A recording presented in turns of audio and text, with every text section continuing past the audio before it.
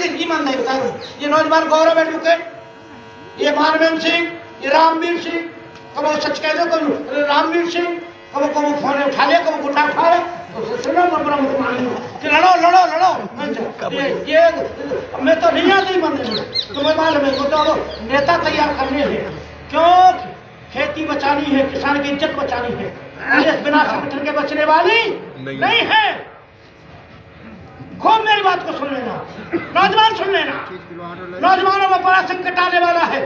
खेती से काम चलने वाला, मोबाइल समय चाहिए, मोटरसाइकिल समय चाहिए, और बिजली समय चाहिए, और कच्चू और चाहिए ना चाहिए कहा।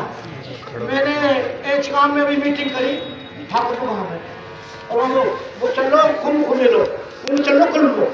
तो मैंने कहा कि ठाकुर जी एक बात और तुमसे कहा कि 1 साल तक तुम्हें बिजली न मिले और वो बिजली कुंभ के पास चली जाए तो तुम तैयार हो तो 1 साल तक बिजली नहीं मिले। तो नौजवान बोले ये खुद ना चाहिए, बिजली हमें रोज चाहिए, बिजली बगैर हम ना रह सके। अब इन नौजवान रह जाओगे बिजली बगैर, भैया मोबाइल बगैर रह जाओगे, कोई मोबाइल का चार्ज होगा, क्या चार्ज होगा, और बिजली का मोबाइल पर मोटरसाइकिल खर्चा, और थोड़ा बहुत सूखो खाओगे पहनोगे, गाँव को खर्चा, 1 एकड़ 2 एकड़ खेत में निकलवे मारो ना, बता दो खर्च निकलावे का निकलावे को बचत है जाएगा, है जाएगा अमर सिंह। इसलिए इनको लड़ना पड़ेगा, नौजवानों को इनको नौकरी के लिए लड़ना पड़ेगा, और खेत की फसल के अच्छे दाम लेने के लिए लड़ना पड़ेगा, और छाता चीनी मिल के लिए भी लड़ना पड़ेगा, जो और फसलों से अच्छी फसलें करना। माँ के कमाई में भंडार हो 3 गांव को, बोलो से आगे गांव डूब हो, बोले को ना दो गांव। मंत्री जी के पास, मंत्री जी गए बाद कही बोले कुछ काके पूछे, और मैं कहा मैं काम बुराई नहीं करूँ, क्यों करूँ, मैं जनता जाने को अच्छा को बुरा, मैं कहीं क्या बुराई करूँ, मैं तो कहीं बुराई करूँ, जनता जाने, जनता को बड़ा नेता चाहिए, ढूंढ लो क्या सोचिए। क्यों भाई हमारे कौपति वोट ना मांगे, ना मांगे, अच्छा लगे दो ना अच्छा लगे मत लियो, बोलो भाई कोई बता दे कौपति मांग लो, एक बता दे कौन मांग लो।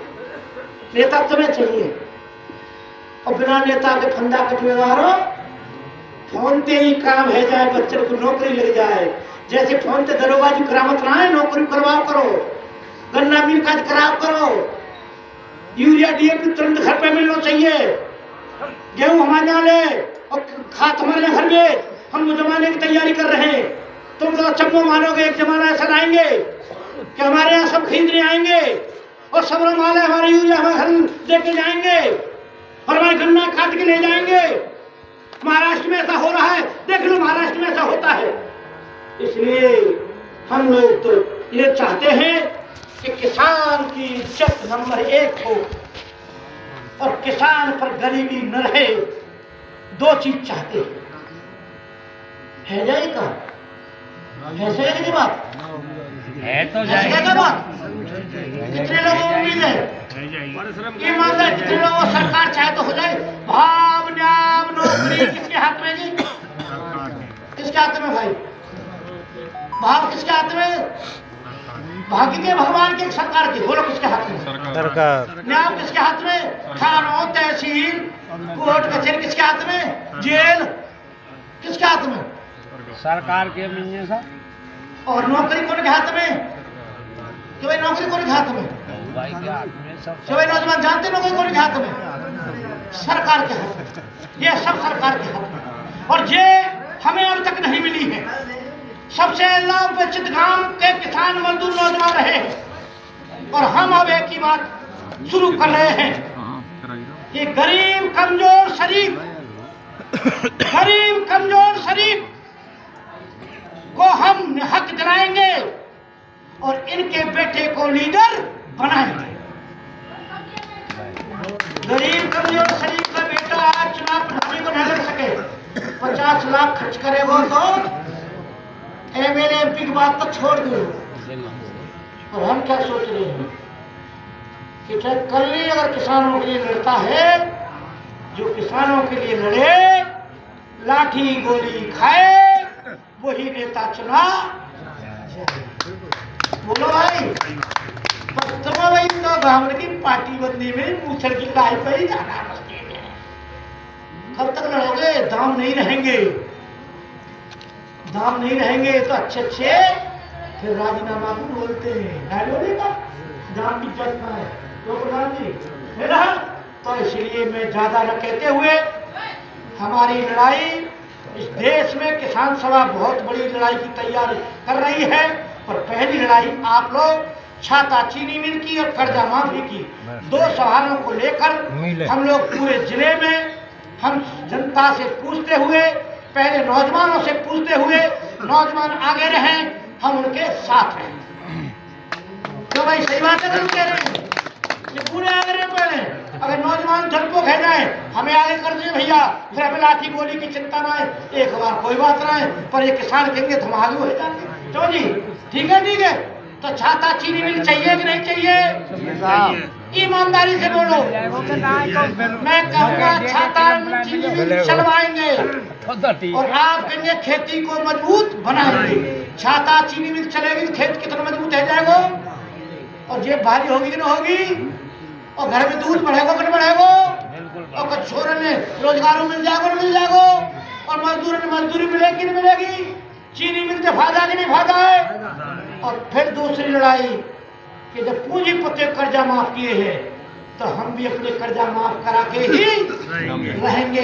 दूसरी लड़ाई तो इन लड़ाइयों के लिए आज हम रहेरा में आपकी सलाह लेने के लिए आए हैं और अंतिम भाषण, अंतिम नारा एक बुलवाएंगे। हम तो उसी के लिए लड़ाई कर रहे हैं। छाता चीनी में आप चाहोगे तो हम सहयोग दे देंगे, पर हमारी मुख्य लड़ाई खेती बचाने की है। क्या बचाने की है? खेती बचाने। मैं तो खेती बचाने की लड़ाई सबसे पहले पूरे देश को इकट्ठे कर रहे हैं हम लोग। खेती बचाने की लड़ाई है। कर्जा माफ, पहले कर्जा माफ हो जाएगा तो बहुत से लोग खेत नहीं बेचेंगे। सही कह रहा हूँ गलत कह रहा हूँ? सही कह रहा हूँ गलत कह रहा हूँ? तो फिर कर्जा माफ, फिर भाग और 10,000 पेंशन बुढ़ों के लिए, बुढ़े बुढ़ियाओं के लिए। इस लड़ाई को हम लोग पूरे देश में लड़ना चाहते हैं। तो मैं बोलूंगा नारा एक, और हर घर से एक बच्चे को काम। मैं कहूँगा खेती बचाओ, आप कहना किसान बचाओ। आप क्या कहेंगे? किसान बचाओ। मंदिर पे मेरी उम्र से जहाँ 2-4 ही बड़े होंगे तो मेरी आवाज के बराबर आवाज होनी चाहिए नहीं होनी चाहिए? एक आदमी बैठे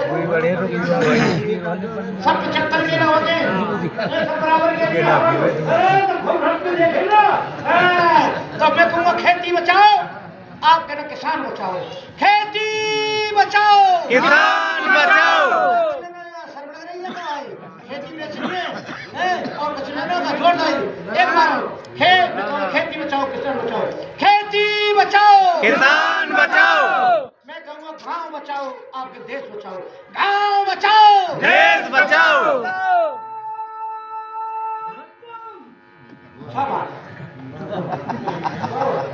खेती बचेगा तो किसान बचेगा, और किसान बचेगा तो गांव बचेगा, और गांव बचेगा तो देश बचेगा, देश बचेगा। और बचेगी भाषण से नहीं, संगठन और संघर्ष से। कहते संगठन और संघर्ष से। और अकेला मैं बनाऊंगा, हम सब थोड़े थोड़े दिन के सहारे और गिरभर है। कृष्ण कन्हैया ना लड़े का, राधा कृष्ण नहीं लड़े, कंस हमारे मक्खन मंगा ले तो, गाय हमारी चराए वाले ग्वाल बाल कृष्ण कन्हैया, और मक्खन खाम तो कंस मानो तो।